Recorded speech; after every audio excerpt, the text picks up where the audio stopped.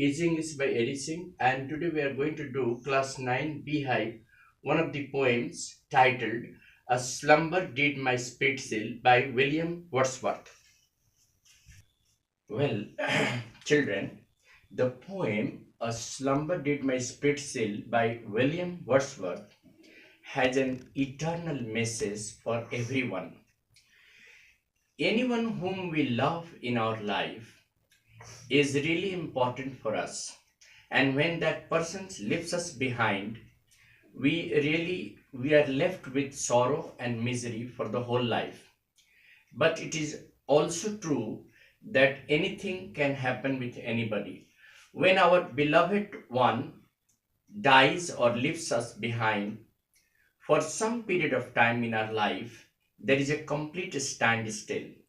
This poem also highlights such a situation. The poet's beloved, who was a young and beautiful woman once, she died very young. Once she was full of life and vigor, but she died once. After her death, the poet was left with sorrow and misery, and therefore he started thinking about her death in a very eternal way. He just thought that maybe the physical death of his wife or his beloved may leave him in pain and sorrow, but there is an eternal meaning of her death. She is no more having any human fear. She is free from all the anxieties and pain of life. No passage of life, no passage of time can create an effect on her, because now she has become a part of nature. So after the poet's beloved death, he gives out an eternal meaning to her death and suggests us that it is true that when our beloved one dies, we are trapped, our spirit is trapped in the sorrow and misery, and we are in a deep slumber, sleep for some time. Our life comes to a standstill for some period of time. But this is also true that anything can happen with anybody in our life. Therefore, the poem leaves behind an eternal message for everyone, and according to which it is equally important that we should, analyze the death of our beloved one in a very different way. We should not think it as an end of life. Rather, it is the beginning of another life. As William Wordsworth says, that his beloved may be dead physically, but as she is being trapped under the earth and is under the surface of the earth, she is still revolving with the earth and when it's a course of time, and she is a part of nature. So her death has hardly left behind any human fear, though it has left behind a lot of sorrow and pain, an ocean of sorrow and pain for the poet, but it has an eternal gain for the poet. The poet no more fears about any kind of physical pain for his beloved. He thinks that she has now become a part and parcel of nature. Now the line wise and details of the poem. The poem A Slumber Did My Spirit Still describes the feeling about the poet's beloved when he thinks about her death. The poet describes his imagination about his beloved after her death.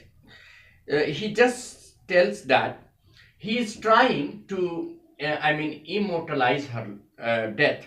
He is trying to create an immortal meaning of his beloved's death. He says that she had no more human fears. Now earthly years are no longer a matter of concern for her, because she has now become a part of nature. In the second stanza, the poet describes her dead body in a different way. He says that she is not able to perform any physical activity now, but she is having an eternal activity abroad.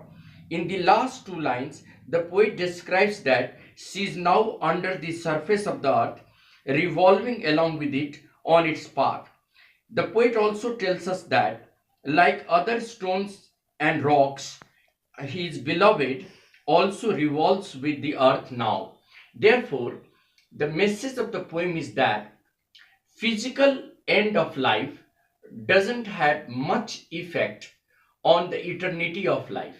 Life still continues after death, but it is in a different form. We should understand that everyone has to come to dust in the course of time, but the love of someone will always be perpetual, and it will remain revolving under the surface of the earth in its axis like the revolving of the earth. So this is the whole thing about the poem. Now some questions. Now in the very first stanza, the line suggests, "A slumber did my spirit still. I had no human fears. She seemed a thing that could not feel the touch of earthly years." What does slumber refer to here? Prince, slumber here refers to a deep sleep, sound sleep. What does slumber refer to? A sound sleep. Now, second question. What could she not feel? The poet's beloved could not feel now physical fear, the fear of human being, because she is no more a physical being. She has become a part and parcel of nature. So she has no more physical fear. Question number 3. Why doesn't she feel the touch of earthly years? The poet's beloved doesn't feel the touch of earthly years because she has already transcended mortality and doesn't feel the touch of earthly years. She has already transcended the mortality. She has already superseded the mortality of life. She is no more, a mortal being. She has become an eternal being, a part of nature. Part of nature. Next question. Question number 2. Now, what happened to the poet's beloved? The poet's beloved died all of a sudden. She is no more alive. Now the poet feels the pain and suffering of his beloved's death, but he also interprets the death of his beloved in a different manner. He says that her death has sealed, or made her spirit peaceful. How has the poet's beloved's spirit has been peaceful? Because it has now been captivated by completely a chain of slumber. She is in a deep sleep forever.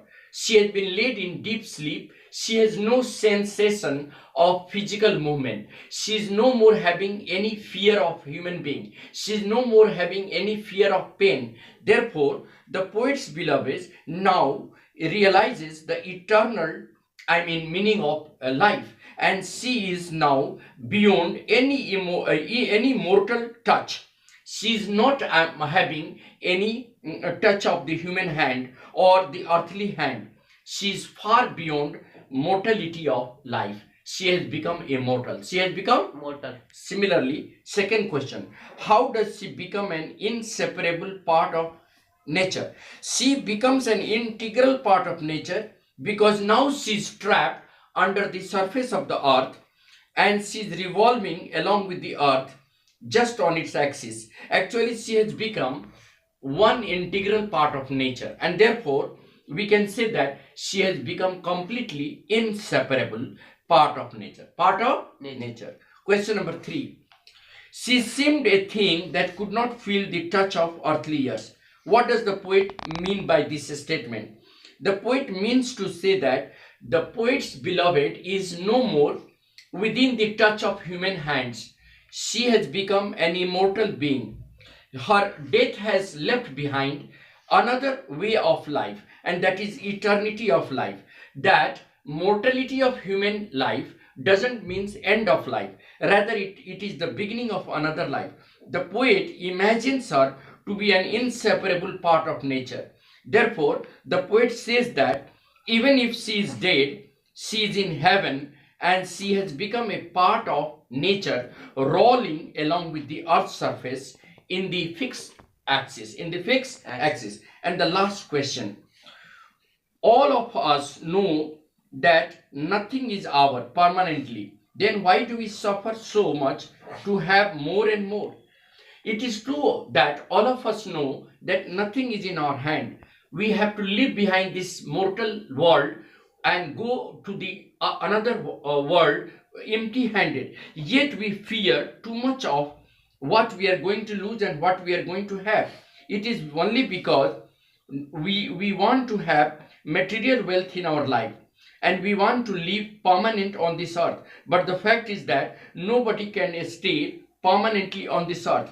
In the second stanza of this poem, the poet has already made it clear that whatever we have in the physical eternity goes, wasted. Only we can have the immortal meaning of something that we have. If we love somebody, our love will remain permanent, it will not die, but our life will come to an end and the physical movement of our activity will come to a halt.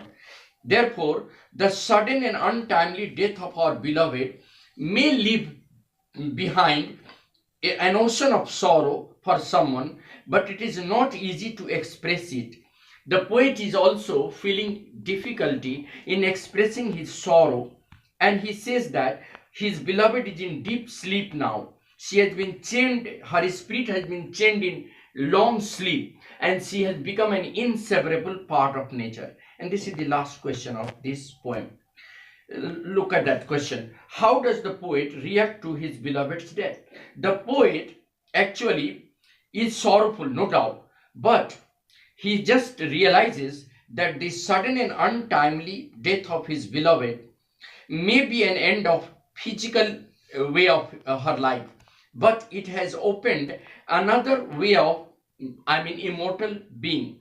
Now his beloved may be closed to or may be cut off from the physical world, but a deep slumber has taken hold over her and her spirit seems to be sealed completely. Her death is beyond the touch of earthly things, and her death has been completely cut off from all earthly activity. She has no human fear. She is in deep slumber and has been engulfed under the surface of the earth. And therefore, the poet gives us a message that his beloved's death is not the end of her life. It is rather the beginning of another life, a golden one. And thus, the poet concludes by saying that the poem A Slumber Did My Spirit Seal describes the mortality of human life and the eternity of human soul. That our life is transitory, it has come to an end, but our soul goes on becoming an inseparable part of nature. It cannot feel the touch of earthly desire, and we are far beyond all these materialistic things. We become an immortal part of nature. Thank you very much.